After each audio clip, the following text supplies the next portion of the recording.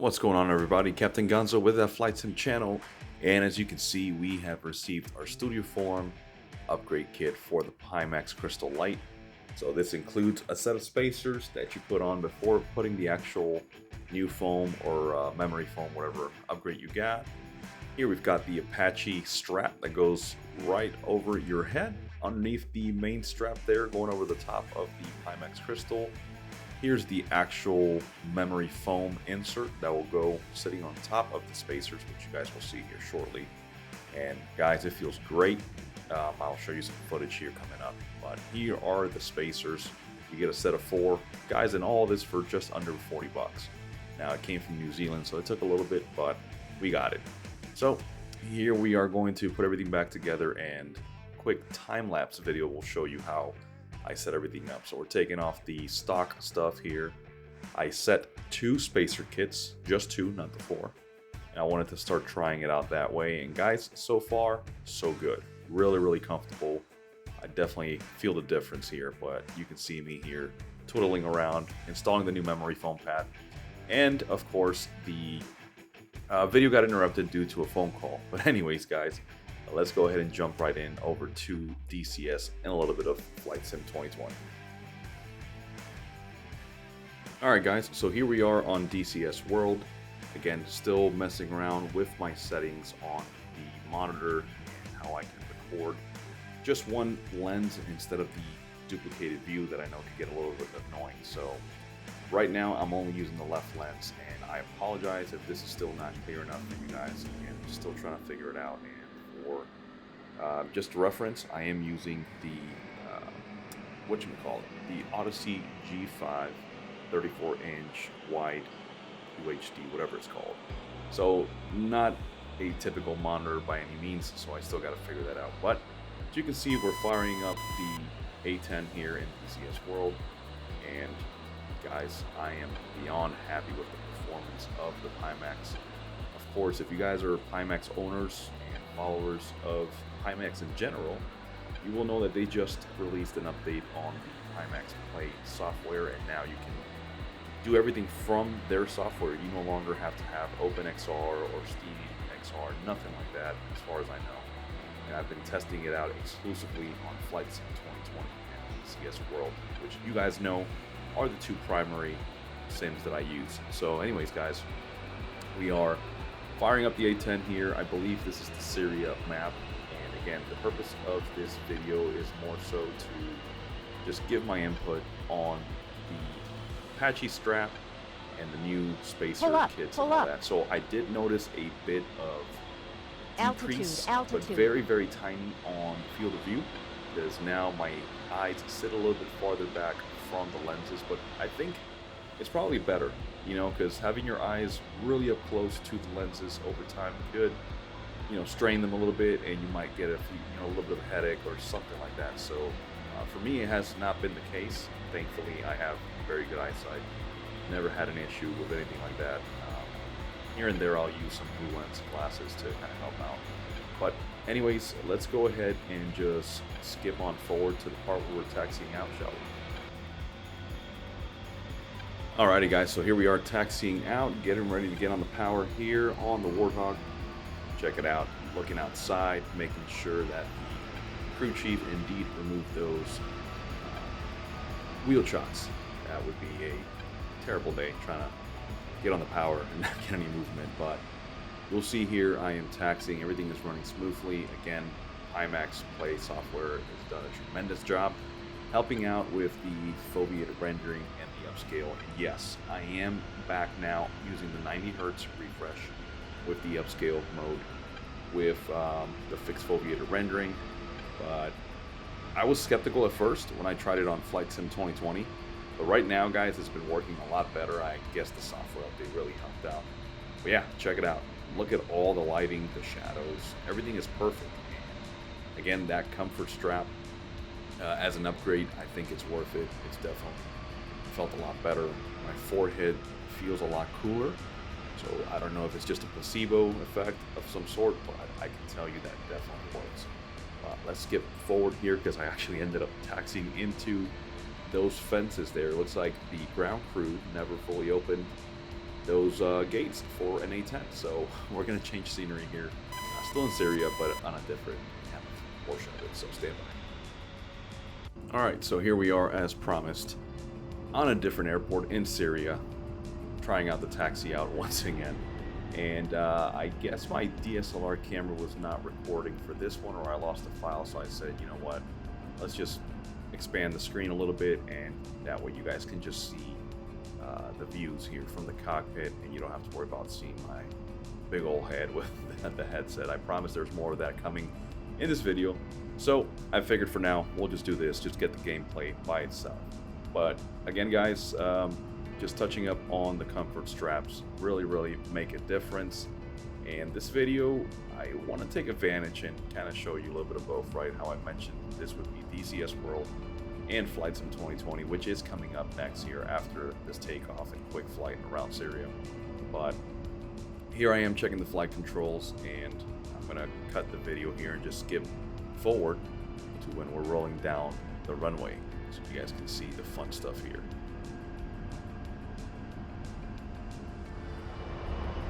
Here we are, power is set. We are rolling down the runway here.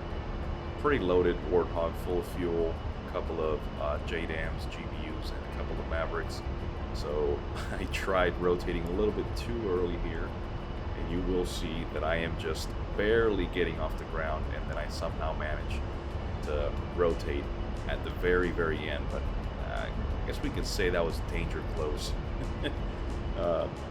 Definitely pay attention to your payload, guys, and understand your speeds and when you have to take off. And of course, I didn't use the full runway.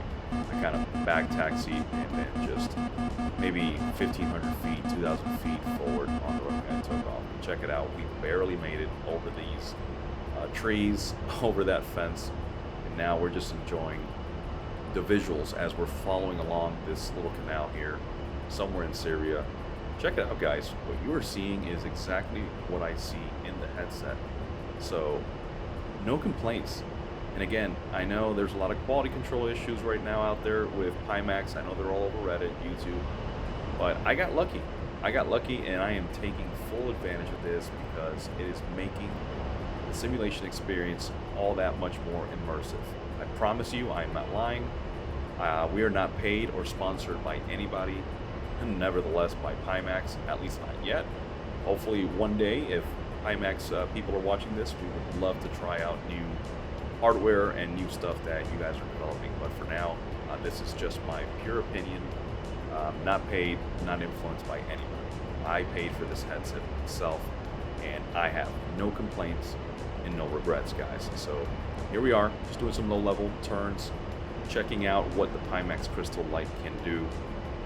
I believe here I died at some point, but we're going to cut that out of the video because you guys don't need to see that. But you can see I'm definitely risking my life here. And I thought flying low, fast was fun with the A10, but that didn't pay out. And right here at this bridge is what happened. So let's cut that out. Well, as you can see, I died very violently, and you know what? I left that in there so you guys can laugh at me because that was pretty awesome. But we are on Flight Simulator 2020 now, guys, obviously, and I forgot to mention for DCS World, we are still working on a video here, or I should say I'm working on a video for the DCS settings that I am using. I will be putting that one out shortly. I'm just trying to get ahead of the curve here and just keep pushing out content with the Pimax Crystal Light as best as I can. But we are in the BR Sim, I believe. Grumman Tiger, I think that's what it's called. Fun little GA single engine airplane. Got to see a lot of these in real world when I worked the ramp, and they're awesome, man. They don't have the sliding, or they don't have the doors as you would typically expect. The whole canopy over the top slides back, so you'll see me later in this video. I actually ended up opening it up. But guys, if you go back to our videos and you look at the Flight Sim 2020 Pimax Crystal Light settings guide, that is exactly what I've got right now. And again, just like DCS World, I take it back. I went back to the upscale mode, which is the 90 Hertz refresh rate with the upscaling and the fixed foveated rendering, and it's been phenomenally better. So right now, again, we're sitting here in the back seat, taking a look around. This is over Salt Lake City. I think I'm headed to Provo, which is just a few miles southeast of Salt Lake City, and you'll see that we have a nice little instrument approach, kind of a not a perfect ILS, but I did set up the frequency and the course for the ILS. But check it out, you can read everything inside here. I am opening the vents here for the co-pilot side. I already have it open on the pilot side. Look at the fuel gauge. You can actually see that needle sitting right there. And again, this is exactly what I see under the hood. No gimmicks, no tricks. You're seeing it exactly as I see it. And if you go back to the guides or the guide video that I made, you can see some through the lens action that I recorded on the Cessna 310. But it's hard to do that while trying to record a video like this, so I kept it to the screen recording. And I know for some of you guys that's not enough, because obviously the screen recording is always going to look a little better, but I promise you it is just about exactly what I'm seeing under the lenses, and I just keep getting blown away by this headset. And again, that comfort strap, it's doing its job. I do not feel any fatigue after spending a total of 5-6 hours today alone with the headset. I don't feel any strain. I don't feel any additional strain on my head or on my eyes. It just works, guys. So the Studioform upgrade kit, it's definitely a must if you ask me. The default stuff that comes out of the box for the Pimax Crystal Light works. I didn't have a problem, but I wanted to give this a shot, and I do not regret it. So here we are.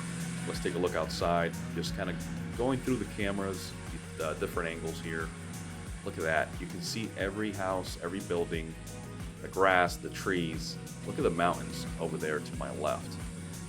It was an awesome little flight there, just about 20 minutes. And I was just soaking in the scenery, just enjoying the new plane. But yeah, guys, we're gonna go ahead and keep watching this. And look at this. It kind of lags here a little bit. That's just the simulator catching up, obviously, as it's rendering. Look at the detail on the fuselage. Look at the scratches on those wheel fairings. You can even see the exhaust up ahead shaking. That's obviously simulated by VR Sim here on this Grumman. But just awesome experience. And the Pimax Crystal Light is really living up to his reputation. The good reputation, I must say. But let's go ahead and skip forward, and we'll show you the portion of when I was setting up for the approach into Provo. Alright guys, so here we are. We're getting a little bit closer now to our final approach, and you'll see me here shortly reaching for that canopy rail just overhead to slide it open. Guy I used to know at a local airport, he used to make his approaches with the canopy open, and I figured, you know what, why not try to mimic that. So here we go, sending that canopy all the way to the back, letting that fresh, crisp air hit us in the face. And as you can see the needle there on the HSI. We're trying to track that localizer down to this runway. I forget, I think it was runway 13. I'm always forgetting runways. You guys know that's my go-to line. But you can see visibility not the greatest, right? So we're trying to track that localizer and staying somewhat in that glide slope as best as I can. And I don't know if you guys can pick it up when I'm looking at the glare shield and those steam gauges, but they are rattling. You can see them moving and shaking, especially on higher engine settings. That is a pretty cool feature that is simulated by BR Sim with this Grumman Tiger, and I love it, man. It's just little stuff like that that really puts aircraft over the edge in terms of realism and just overall simulation. But yeah, look at this, guys. Now we are just on a short final here. We can just start to see the runway there. And that flickering over there in the airfield, that kind of blackish flickering, that has nothing to do with the headset. It's just how Flight Sim sometimes renders the scenery and distant objects through the haze, such as right now. As you can see, pretty stable approach. Looking over to the ramp there, I should have my eyes focused on the runway and not looking outside. But I can't help myself, guys. Using the headset, it's just inevitable. You're going to be distracted a lot. Here we are, over the piano keys, on runway 13, bringing the Grumman down nice and gentle. Nothing to it, nothing serious, as our good friend Rocket Powered Mohawk likes to say. Now we're dancing all over the ground. So one thing I do have to point out, besides the pitch up there and almost rotate it again, So the Grumman is an older bird and it uses differential braking, right? So you don't have an actual nose wheel steering mechanism, but rather a free castering nose wheel. And so you got to use the brakes a lot to get that plane to turn. You'll see here, I'm trying to make this exit. I'm getting on the rudders and I'm like, oh, I got to get on the brakes to get it to turn. And there we go. You can see the response a little bit more. So we'll fast forward here, showing us taxiing into the ramp, and I'll give you guys a little bit of an exterior shot so you can see the detail that I am seeing with the Pimax Crystal Light as we shut the plane down. Alright, we're taxiing into the MRO ramp here. I saw these Gulfstreams sitting here and I wanted to look cool. G550 and a G280, beautiful airplanes, miss working on them.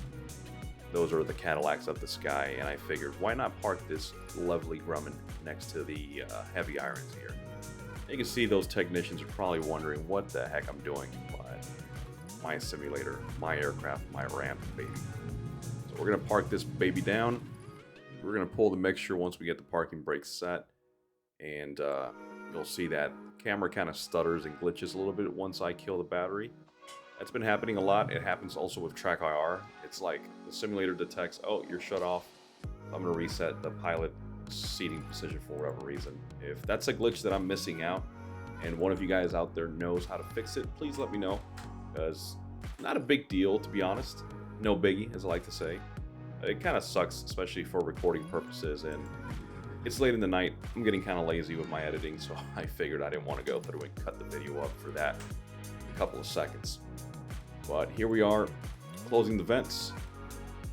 You can see the iPad still on. I think I lean over here in just a second and I set the chocks, pitot cover, tie downs, all that good stuff. Yep, here we go. Again, very legible, easy to read from the pilot side. I don't have to shift the camera. There's no blurriness. There's no jagged edges on the lettering. It's all very clear.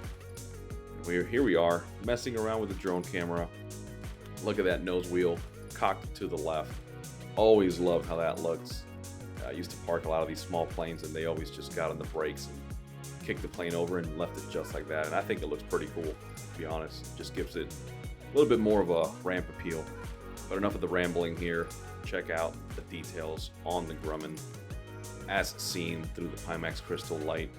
There's the technician giving me some side eye.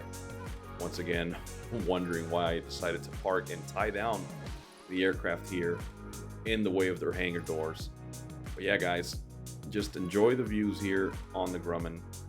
I've got one more little video coming up, or one clip, I should say, after the Grumman. We're going to be picking up the Flysimware Sierra, which also just released a few days ago, I believe. So I got my copy of that and very impressed with it. Definitely a little bit more intense on the frame rates. As I've always mentioned, Flysimware does not shy in detail, and so your rig will be feeling it, I guarantee it. But look at the Grumman, beautiful little single engine plane. I never got to fly one, unfortunately, in real life. I did have the opportunity to, but unfortunately I never committed to it. But I'm happy with the aircraft that I've flown, and this is just one of those that if I get the chance to, cool. I can say I've tried it in the simulator first to get to know it. But let's enjoy the views, and then I will see you guys in just a few seconds picking up the Sierra.